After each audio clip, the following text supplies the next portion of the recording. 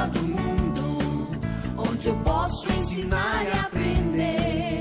A palavra da sabedoria é a nossa EBD. Deus é o nosso diretor, o Espírito Santo nosso professor. A Bíblia é a cartilha que ensina o caminho, a verdade e a vida. Deus é o nosso diretor, o Espírito Santo nosso professor. A Bíblia é a cartilha que ensina o caminho, a verdade e a vida. Olá, gente da Escola Dominical. Estou mais uma vez aqui como professor colaborador, dessa classe de jovens, para falar da lição de hoje, não é? Nós temos a nossa revista, estamos estudando a segunda lição, a palavra viva, teologia segundo a Bíblia, isto é, teologia reformada, não é? Então esse é o texto que estamos estudando, e vamos estudar a segunda aula, que fala sobre a soberania de Deus, a soberania do Senhor. Quero ler com vocês o profeta Daniel, capítulo 4, versículo 35.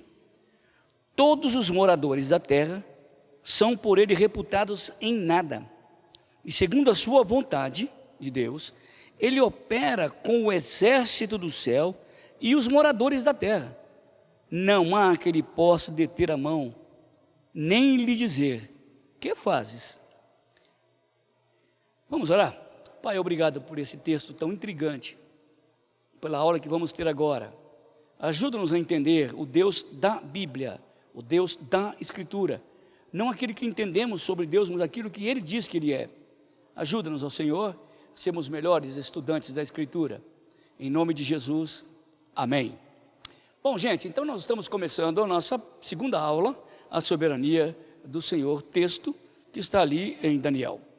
Muito bem, eu tenho uma definição minha, particular, do que significa soberania, a soberania de Deus, que aliás é a espinha dorsal, não é, da teologia reformada. Da soberania de Deus derivam todas as outras teologias que sabemos na Escritura Sagrada. Da soberania de Deus derivam todas as outras percepções a respeito de Deus. Então, seria a coluna, a espinha dorsal da teologia reformada é a soberania do Senhor. Eu vou me arriscar a fazer um conceito meu de soberania. É a ação e o governo e a vontade imperiosos de Deus sobre o homem, a natureza, os fatos e sobre o universo. Então, essa é a minha definição. É a ação, é o governo, é a vontade imperiosa de Deus sobre os homens, a natureza, os fatos e o universo. Essa é a minha definição. Quem sabe você possa fazer uma definição também para você sobre a soberania de Deus. É claro que esta definição minha não esgota o que significa soberania de Deus, mas é um modo como eu acomodo a minha mente aquilo que eu entendo que é a soberania de Deus. Eu queria que nós compreendêssemos um pouco sobre soberania de Deus, como as pessoas enxergam Deus. Primeiro, nós já vimos na lição passada, na revista passada, sobre o ateísmo. É um modo de compreender Deus. Ou não compreender, mas já compreendendo. Deísmo, ateísmo, deísmo com D, de dado. O deísmo prega que Deus existe, tá? Que Ele é um ser pessoal, mas que não se relaciona com o universo, tá certo? Existe, pessoal, tem um CPF, entre aspas, mas não se relaciona com as coisas que Ele criou, ou seja, Ele criou o mundo, deixou o mundo com leis físicas e biológicas e químicas fixas, e o mundo toca o seu caminho. E tem o teísmo, com T, de tatu. O teísmo é o contrário. Deus existe, é pessoal, criou o universo, mantém o universo e se relaciona com o universo e com as pessoas. Isso é teísmo, não é? Com T. Então, você encontra teísmo, por exemplo, na igreja romana. Os romanos são teístas, com T de tatu. Os arminianos são teístas. Os da teologia relacional, nós vamos falar sobre isso depois, são teístas. Nós reformados, mais do que nunca, teístas com T grandão. Eu quero fazer uma pequena divisão dos arminianos. Os arminianos têm os pentecostais, né, que enfatizam dentro do teísmo os dons espirituais. E os neopentecostais, que enfatizam dentro do teísmo a prosperidade. Tá certo? Então, nós temos o ateísmo, o deísmo, o teísmo. Dentro do teísmo temos o romanismo, o arminianismo, a teologia do relacional, os reformados e arminianos. Dentro dos arminianos temos os pentecostais e os neopentecostais. Tá bom? Então, é assim que o universo humano enxerga Deus. Está bem compreendido aí? Deu para ficar didático aí? Então vamos ver como é que nós enxergamos, nós da teologia reformada, porque a revista fala sobre isso, a soberania do Senhor. Quero fazer uma pergunta retórica, obviamente. Se Deus não fosse soberano, presta atenção, se Deus não fosse soberano, você tinha certeza de alguma coisa? Se Deus não fosse soberano, você teria certeza de alguma coisa? Certamente que não, porque o universo estaria à deriva. O mundo, a história, o homem, o cosmos, eles se regeriam por um fatalismo, uma coisa desgovernada, acéfala, sem liderança, sem cabeça, sem nada, não é verdade? Se Deus não existisse, ou se Deus não fosse soberano, também eu não teria certeza de nada. Mas a soberania de Deus, como nós cremos, como reformados, ela é uma soberania que criou as coisas, e não só criou, e preserva as coisas. Preserva, como dizia Lavoisier, na natureza nada se perde, nada se cria, tudo se transforma. Então, na verdade, o Deus soberano é aquele que cria as coisas e que preserva as coisas. O Salmo 104 fala isso. Leia o Salmo 104, que eu não vou ficar lendo aqui, que são muitos textos. E a soberania de Deus também governa sobre todas as coisas. Provérbio 21, 1, Daniel 4, 35, Efésios 1, 11. A soberania de Deus também permite o sofrimento de Cristo. Não só permite, mas faz com um propósito. Como diz lá em Lucas 22, 42. A soberania de Deus promove a eleição. Soberania. Lembra que eu falei que a soberania, o ato imperioso de Deus, promove a eleição e também promove a preterição. O que é preterição, Cícero? É deixar de lado. Deus não condena ninguém, Deus salva o eleito. Então é a soberania dele que escolhe e a soberania dele que pretere. A soberania dele que nos dá a santificação. A soberania dele que permite o sofrimento do crente. A primeira carta de Pedro fala muito sobre isso, como 1 de Pedro 3,17. É a soberania de Deus que permite isso, o sofrimento do crente. Por quê? Ele tem um propósito. Para cada um sofrimento ele tem um propósito. É a soberania de Deus que guia a nossa vida. E mais, guia o destino da nossa vida. Tiago 4, 15, Atos 18, 21, Romanos 15, 32. E a soberania de Deus que está participando, dirigindo, presente em cada detalhe da vida. Jesus disse, se um passarinho cai de uma árvore, imagina, gente. A Bíblia diz que Deus está presente naquele ato. Isso é teísmo reformado, que nós falamos com T maiúsculo, como está lá em Mateus 10, 29. Ele é soberano. Deixa eu falar com você, gente. Deus é soberano por causa dele mesmo. É Ele que dá essa soberania para Ele. Ele é soberano em si. Em si. É Ele que dá esse potencial de sabedoria, de soberania para Ele. E Ele é mais ainda, Ele é soberano não porque Ele quer ser um soberano, um déspota frio, mas Ele é soberano por causa de uma coisa que é dele também, a sua glória. A sua glória, a sua majestade, não é? Então ele é soberano em si mesmo e é soberano em si mesmo Ele não faz as coisas desgovernadas sem propósito. Ele é imperioso nas suas ações, no seu governo, na sua vontade, para si mesmo e para a sua glória. Ô Cícero, Deus me salvou para ir para o céu? Não. Em primeiro lugar, não. Ele salvou para a glória dele, depois para te levar para o céu. Por que nós pregamos o Evangelho? Para que os homens sejam salvos? Não. Para que a glória de Cristo seja espalhada no mundo inteiro e os eleitos sejam chamados para a salvação e os preteridos não tenham desculpa no dia do juízo. Viu como é que a cabeça do reformado entende a soberania de Deus de um outro jeito? Então, Deus é soberano por causa de si mesmo e por causa da sua glória. Romanos capítulo 11 diz que tudo, 11:36, tudo existe por Ele, para Ele e por meio dEle. O que é isso? Por Ele, para Ele e por meio dEle. É que nada existe sem o controle de Deus. Porque para Ele, por meio dEle, são todas as coisas. A Ele, pois, a glória eternamente. Amém. Não é assim que a gente fala? Não é assim que a gente lê em Romanos? Ele está falando que nada existe fora do controle dEle. Nada, absolutamente nada. Deus não é pego ou pego. Deus não é pego em surpresa. Efésios 1:11 diz que Ele governa todas as coisas conforme o conselho da sua vontade. Efésios 1:11. Isso é soberania.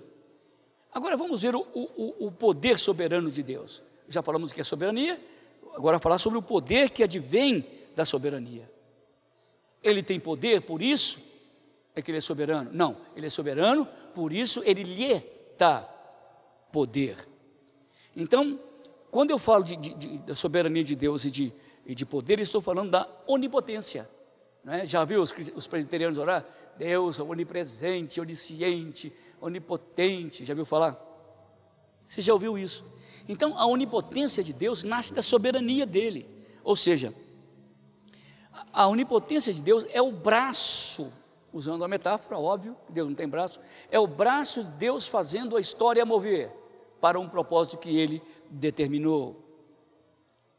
Então, a onipotência dEle é que preserva todas as coisas, como Ele quer, até quando Ele quer, onde Ele quer. O Antigo Testamento fala muito sobre isso, o grande poder de Deus. Jó 9:4, Jó 36:5. Fala que esse poder de Deus, Ele é forte e poderoso. Salmo 24:8. Fala que é um rei soberano sobre todas as coisas. Êxodo 15:18, lembra sobre Faraó. Salmo 29:10. 2 Reis 19:15.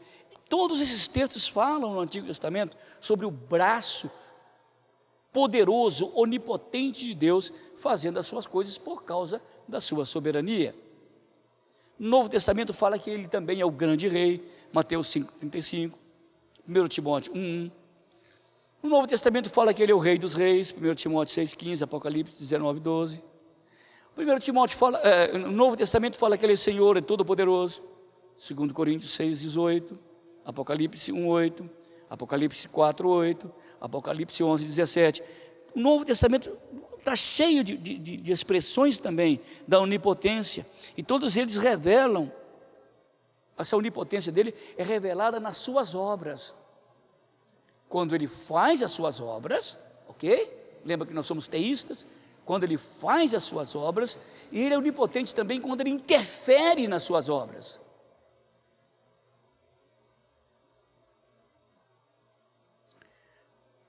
Por isso que Ele é onipotente não só em fazer, mas Ele é onipotente também em desejar fazer. A vontade, o desejo de Deus nasce da sua soberania através da sua onipotência. Quando Ele deseja, Ele põe em prática. Ele faz acontecer. Isso se chama onipotência, que é um braço oriundo da soberania do Senhor, que é o tema do nosso texto. Todo desejo de sim na história vem da onipotência dele, porque ele faz acontecer. Todo desejo de não na história também vem da soberania dele, da onipotência dele, porque ele faz não acontecer.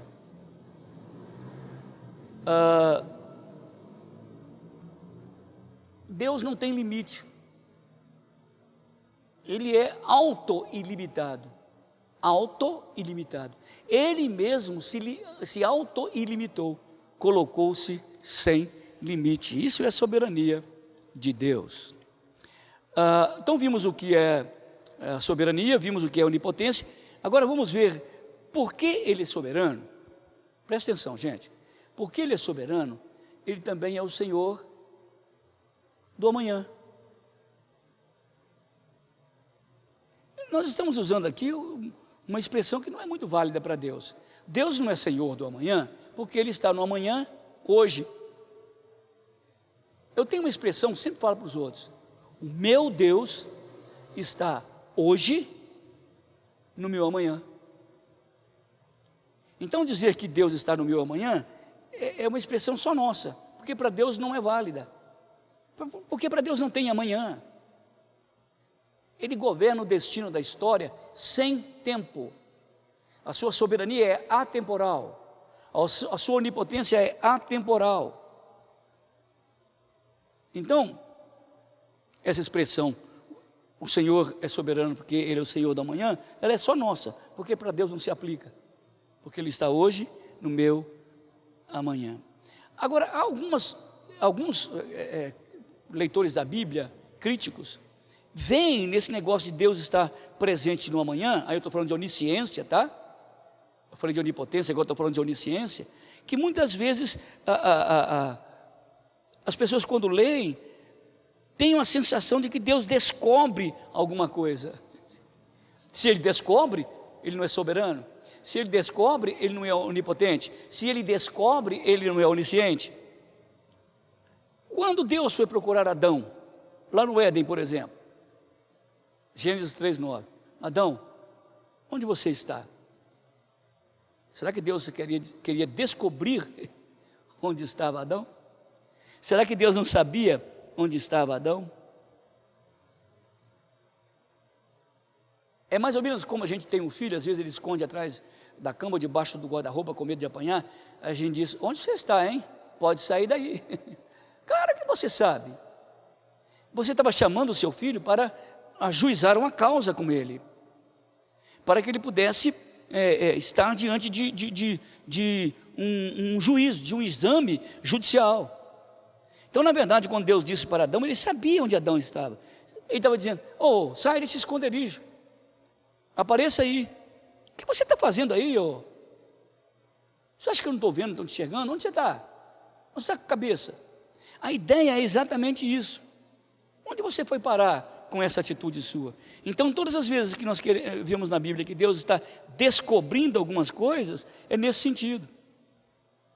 Então, a gente vê vários exemplos na Bíblia que não representam a ignorância de Deus quando Ele pergunta as coisas para o homem. Ele quer relacionar-se com o homem, a exemplo do relacionamento com Adão, em Gênesis 11:15, em Gênesis 18, 20 e 21, em Deuteronômio 13:3, no Salmo 44, 21, todos esses textos falam, quando Deus quer descobrir, entre aspas, as coisas do homem, Ele está querendo confrontar o homem no seu íntimo. É isso. Cara, olha para dentro de você, Adão, olha aí. O que você está fazendo? Onde você está, cara? Então, esses textos que eu falei antes, Gênesis 11, 15, 18, 20, 21, Deuteronômio 13, 3, Salmo 44, 21, todos eles falam que Deus está chamando a pessoa para um confronto íntimo com Ele, chamando na chincha, como aqui nós dizemos no nosso português. Então Deus quer chamar o homem intimamente, para que ele tome consciência do estado e da sua atitude, do estado em que ele se encontra, e ele possa, através da consciência, quando Deus está lembrando as coisas, ele possa também fazer confissão da consciência que o chamado de Deus lhe provocou. Então ele tem que confessar. Não representa a ignorância de Deus coisa nenhuma. Também há outros personagens e há outras passagens na Bíblia diz que Deus se lembrou. A pergunta é: Deus esquece alguma coisa? Gênesis 8, 1, 9, 15, 16, Êxodo 6, 5. Então, quando fala que Deus se lembrou, não é que ele não está vendo, não. Chegou o momento de Deus agir naquele ato. Chegou o momento de Deus agir naquela história. Não é que Deus não se lembra. Quando fala que Deus se lembrou, diz: lembrou Deus do povo 400 anos no Egito. Claro que não é lembrar mnemonicamente. Isto é, chegou a hora de Deus agir na história. É um modo como o hebreu, uma língua tão antiga, falava as coisas. Não é uma coisa que nunca se passou pela mente de Deus. Nada existe no mundo sem que primeiro não passe pela mente de Deus, porque é a mente dele que produz essas coisas. Tudo passa pela mente de Deus, nunca jamais nada ficou longe da mente dele. Leia Jeremias 7,31, Jeremias 19,5, Jeremias 32, 35.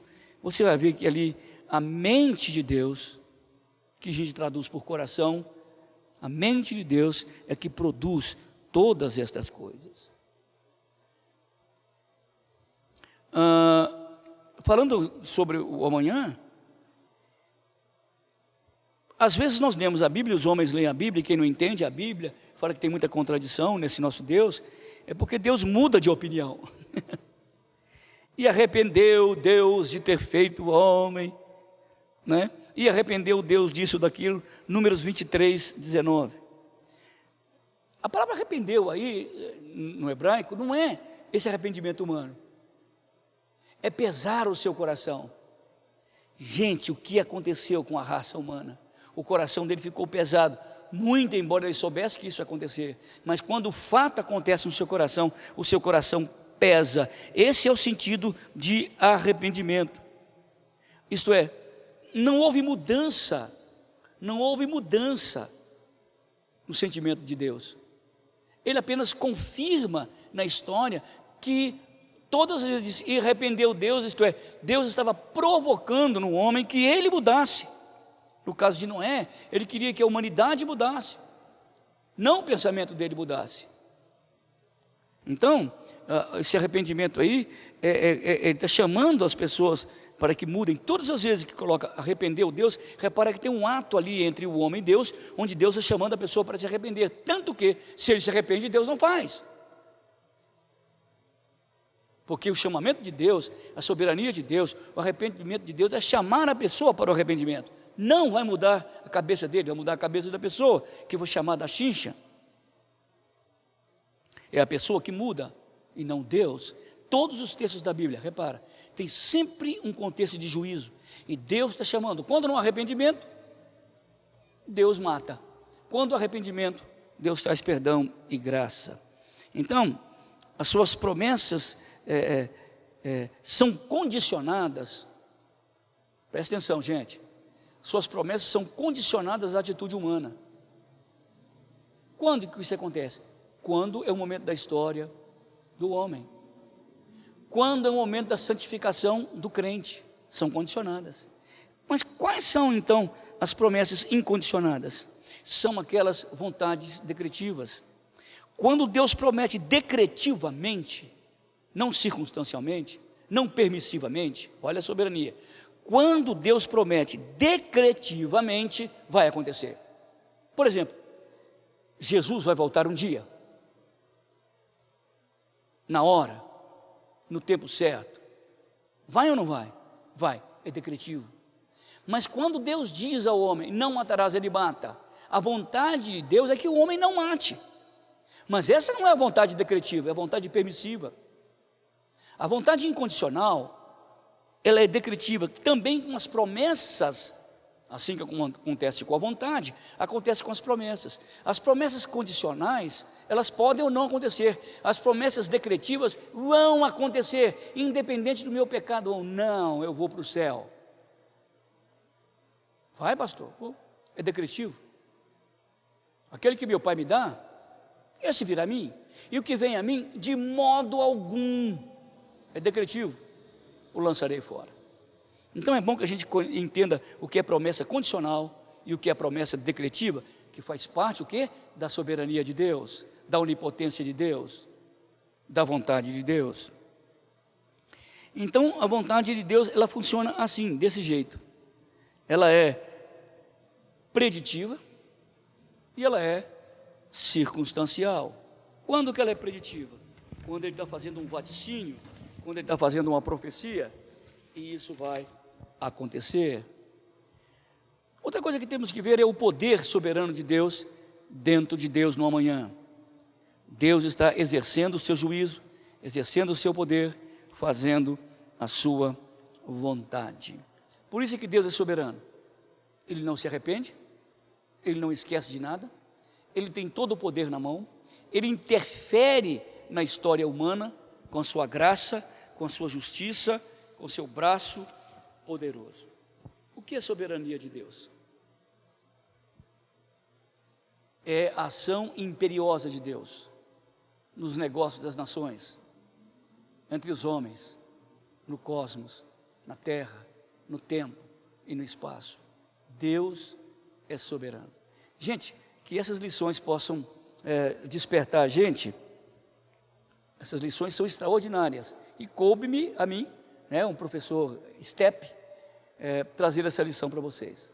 A minha oração é que vocês aprendam a ler a Bíblia a partir, não do seu pensamento, da soberania de Deus. Faça um cordão de ouro do Gênesis ao Apocalipse. Soberania de Deus, ok? Fez. Agora case todas as coisas da Bíblia, todo o Gênesis do Apocalipse, nesse cordão.